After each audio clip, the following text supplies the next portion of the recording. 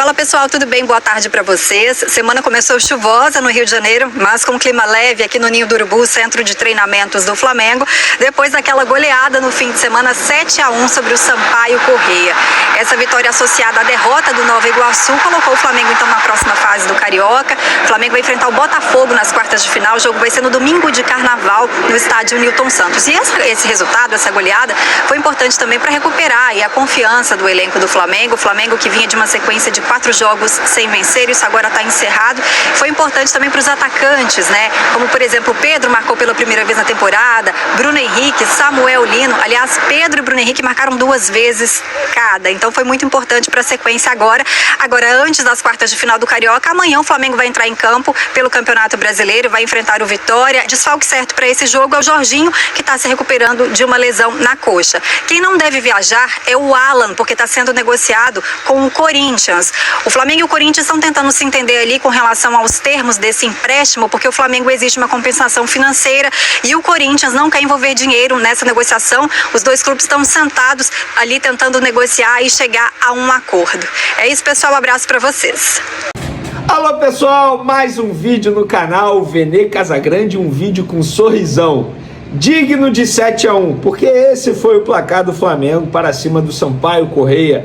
Claro, a vitória muita gente já imaginava, eu particularmente falei isso aqui antes da partida, que o Flamengo tinha a obrigação de ganhar, e é sempre muito bom ganhar independentemente do nível do adversário, e o Flamengo fez aquilo que muita gente imaginava, foi lá e goleou o Sampaio Corrêa por 7-1. Não esperava esse placar. O meu palpite foi 3-0. E o Flamengo fez seu dever de casa, inclusive passou de fase e agora vai pegar o Botafogo nas quartas de final do Campeonato Carioca, e a gente vai trazer as boas notícias além do placar nesse jogo do Flamengo contra o Sampaio Corrêa. Tem também lateral esquerdo sendo contratado no Flamengo. Falaremos também do Alan, volante Alan, atualização sobre essa ida dele para o Corinthians. E tem também, galera, uma hipocrisia aí que a gente não pode deixar passar batido.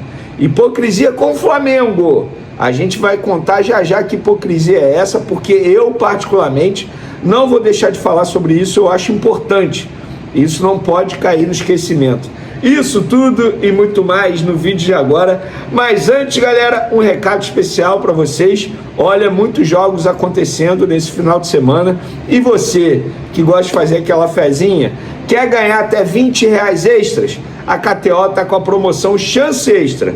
Aposte nos estaduais ou no Brasileirão, e se a aposta não bater, você ganhará R$20 em aposta grátis para tentar de novo. Para participar é super simples. Você vai entrar no site da KTO pelo celular, vai em promoções, na aba promoções, você vai encontrar lá chance extra de até R$20. Vai clicar em aceito participar. Depois é só apostar, lembrando que precisa ser apenas pelo celular, com odds mínimas de 1.80 dentro de até 7 dias. Se a aposta não bater, você ganha até R$20 em aposta grátis para tentar de novo.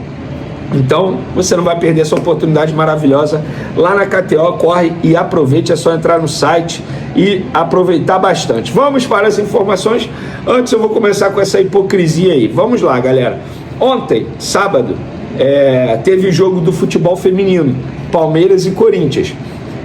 Depois do jogo, a presidente Leila Pereira, presidente do Palmeiras, deu uma entrevista ao Sport TV. Inclusive, a jornalista era justamente a Renata Mendonça, a jornalista que trouxe informações sobre o estado do CFZ, onde o futebol feminino do Flamengo estava treinando.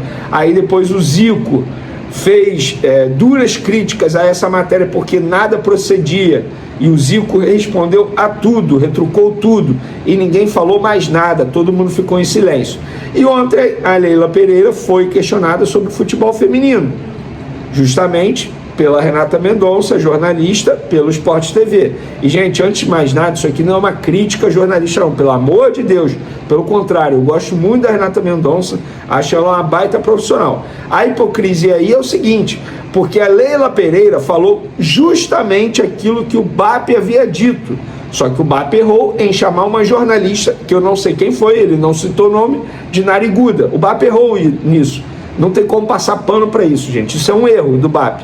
Só que esse erro do BAP acabou servindo de cortina de fumaça para o assunto principal, a pauta principal, que é: por que os clubes não investem tanto em futebol feminino? Existe uma cobrança tão grande de jornalistas que inclusive trabalham na emissora, que transmitem os jogos de futebol feminino, e a Leila Pereira falou justamente o que o BAP havia dito, que não adianta cobrar investimento apenas dos clubes, que todo mundo envolvido no esporte, inclusive a emissora, também deveria fazer mais investimentos. Eu estou trazendo para vocês de uma maneira resumida. A Leila Pereira falou isso e ninguém está falando nada.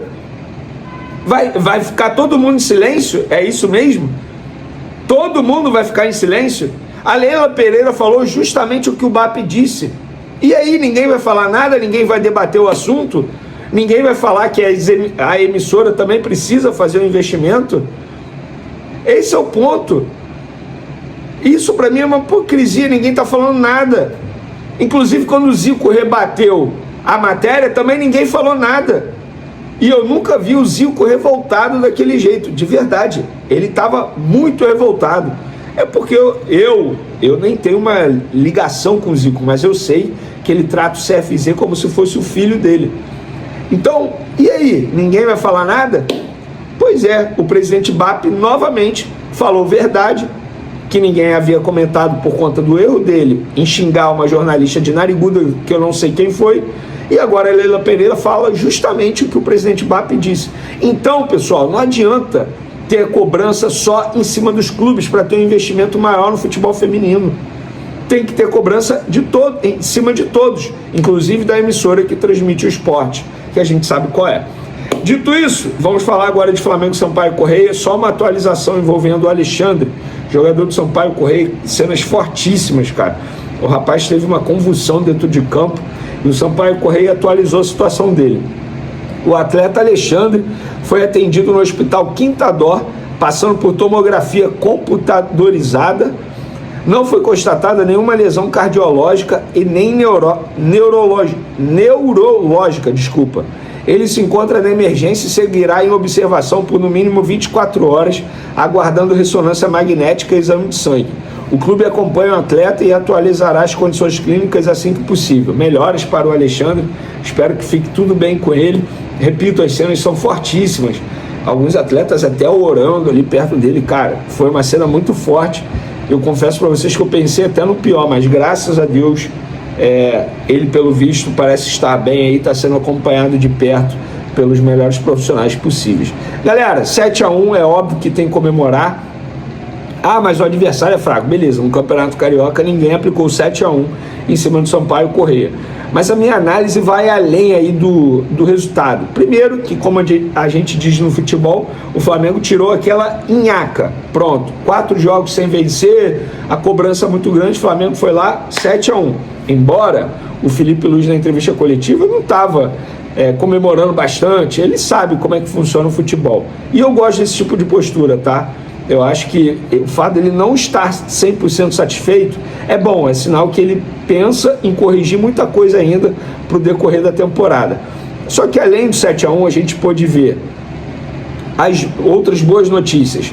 Samuel Lino jogando muito bem, Emerson Royal dando 2 assistências, Everton Araújo jogando muito bem, ou seja, jogadores conquistando a confiança. Ou melhor, reconquistando a confiança. No caso, o Emerson Royal seria a primeira vez que ele teria uma confiança alta no Flamengo. O Samuel Lino, importantíssimo para mim, é um jogador que vai render muito ainda nessa temporada.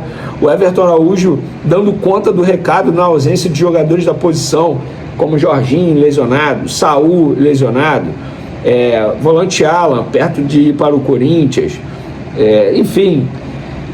A gente pôde ver também o Paquetá jogando de segundo volante, essa para mim também foi uma outra boa notícia. Então, uma vitória extremamente importante para o Flamengo voltar ao caminho da vitória, voltar a ter confiança, voltar a ter paz com a torcida, porque independentemente do adversário, 7-1 é sempre um 7-1, né, cara? Uma goleada de impor respeito. E agora o Flamengo passa de fase, aquilo que parecia muito improvável aconteceu, o Flamengo passa de fase e ainda pode ser campeão no Campeonato Carioca, vai pegar o Botafogo agora nas quartas de final, o jogo provavelmente será disputado no sábado de Carnaval, tá? No próximo sábado, e provavelmente, que ainda não está marcado, pelo menos até a gravação desse vídeo. Eu particularmente odeio jogo sábado de Carnaval, me remete a um Flamengo e Resende. Nossa senhora, eu lembro como se fosse hoje, cara. Eu lembro, sabe por quê? Porque eu fiz um cruzeiro, na época eu tinha 18 anos, fiz um cruzeiro, o cruzeiro voltou pro Rio, justamente no sábado de Carnaval, eu saí de lá, fui direto pro Maracanã, Flamengo e Resende, o Flamengo perdeu esse jogo. Mas enfim, vai ser isso. Acho eu que o Felipe Luiz não vai dar tanta prioridade a esse jogo, porque esse jogo, sábado de Carnaval, e no dia 19, quinta-feira, pós-Carnaval, o Flamengo pega o Lanús lá na Argentina, pela Recopa Sul-Americana, e com todo respeito ao Campeonato Carioca, a Recopa é muito mais importante. Então acho que a prioridade tem que ser o jogo na Argentina contra o Lanús. Então, essa pelo menos é a minha análise, que a boa notícia vai além do placar. Vai também a atuação de alguns jogadores que precisavam desse tipo de atuação para reconquistar a confiança. O Alacian, por exemplo, que já se despediu, voltou, ontem entrou bem, inclusive, méritos do jovem jogador.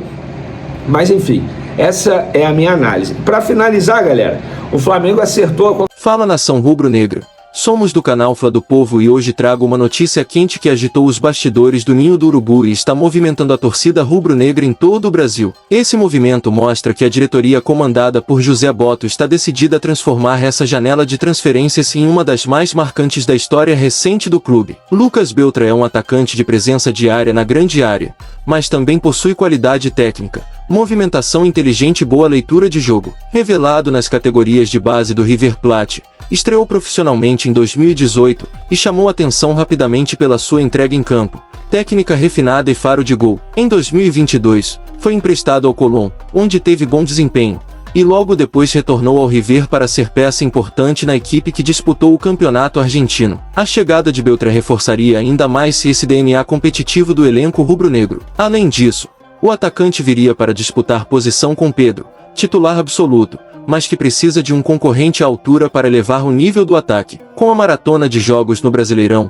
Copa do Brasil e Libertadores, o técnico Felipe Luiz sabe que precisa de um elenco forte, e com opções para rodar e manter a intensidade nas partidas. Beltrán tem perfil de jogador moderno, que participa da construção, recua para buscar jogo, mas também finaliza bem dentro da área. É um nome que agrada tanto a comissão técnica quanto a torcida, que já começa a se animar nas redes sociais com a possível chegada do argentino. A proposta oficial já foi feita, e agora a bola está com a Fiorentina. A expectativa é de que haja avanço nas próximas horas, com reuniões entre os clubes e representantes do jogador. Nos bastidores, comentasse que Beltrán vê com bons olhos uma mudança para o futebol brasileiro, especialmente para um clube da grandeza do Flamengo, que briga por título, tem visibilidade internacional e uma torcida apaixonada. A torcida, claro, já começa a sonhar com mais um estrangeiro fazendo história com o manto sagrado. E aí, nação, o que vocês acham da possível chegada de Lucas Beltrán? Seria um bom reforço para o ataque? Deixe sua opinião nos comentários,